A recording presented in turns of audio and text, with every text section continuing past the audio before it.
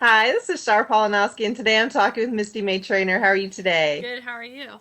Good. So, I have a few questions for you. I'm going to start off with a really easy one. Okay. How old were you when you started playing volleyball? And what Oh, inspired you? oh gosh, take me way back. Both my parents played. I grew up on the beaches of Santa Monica, California, and like I said, both my parents played. I started playing, probably from the time I could walk. My first volleyball was a balloon, and I got to play with it in the house. And then it became the bladder of a ball, because it was much like a balloon. And then I entered my first tournament with my dad when I was 8. Oh, that's exciting. That sounds a lot like my daughter who grew up in the gym because I've been coaching gymnastics since she was born. Um, did you play any other sports as a child, or was it just volleyball from day one? No, I love all sports, and I'm a big advocate of kids being able to play different sports. My mom was a tennis player, so I played tennis. I swam. I did track and field. I was a big soccer player. I love soccer, but they allowed me to do everything, and just volleyball, when it came time to choose, was the sport that I went with. That's great.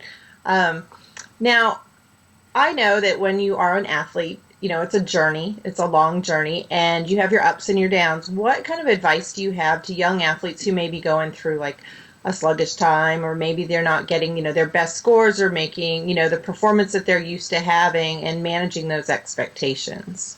I think we're all fortunate enough to be where we are, and you're gonna have times where things don't go your way, but um, take it as you will failure. I don't look at losing or incompleting anything as failure, but it's one more step to improve yourself to be better the next time. But my dad would always tell me as a kid to play for those that can't, and there's always people that would love to trade places with you, whether that's them stepping out of a hospital bed for an hour or two, but to play for those that can't. So when you think you're having a bad day, look in the mirror, because I'm pretty sure you're not having as That's bad a day actually as everybody else, somebody else That's out really there. good advice. That is very good advice. I think a lot of kids can actually relate to that, just need to have it put to them. Okay, another question. My middle daughter's best friend has been a gymnast all her life, and now she has switched over to volleyball and she made the middle school volleyball team.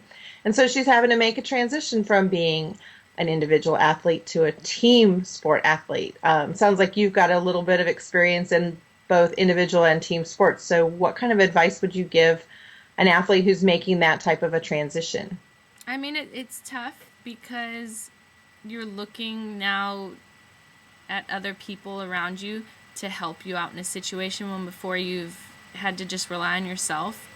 Um, but it really will tell you a lot about yourself. How much are you willing to give to the team to make it successful? Because without the other people around you, without the other 5 players on the court, without the other maybe 4 or 5 people on the bench, you're not going to win a match by yourself. So it's just really important to think about it in that aspect, that you need the people around you. It's much like a family. You need your family members around you to help you through life. You need the players around you on the volleyball court to help you be successful. Sounds great. Now, you're gearing up for the Olympics, correct?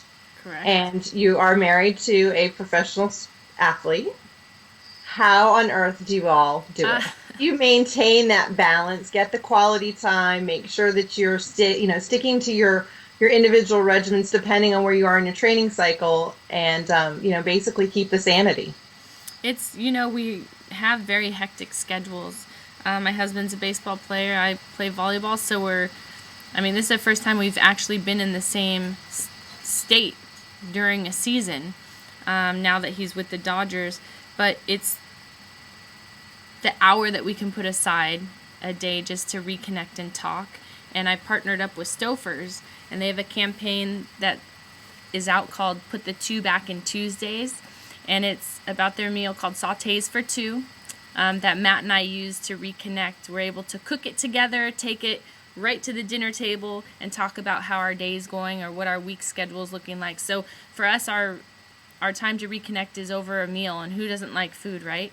Right. Well, that's, actually today is our family reconnect day because this is the one day this week that not one of my three kids has an activity. So we're going to be doing the same type Yeah, of thing. We're I going to think it's reconnect. I think it's important for everybody. You know, the world's a crazy place. Schedules get crazy, and we have all the control to slow it down. So why not slow it down Yeah. and make I think family that's time? fun. That's fantastic. Do you have anything else you'd like to add? No, just people that are looking for time to reconnect can log on to Stouffer's fan page on the Facebook to get Okay. coupons and start their way to reconnecting. That sounds great. Well, thanks for taking a few minutes to talk to us today and enjoy your dinner this evening. But yeah, good luck to all the girls out there. Keep working hard. Thanks.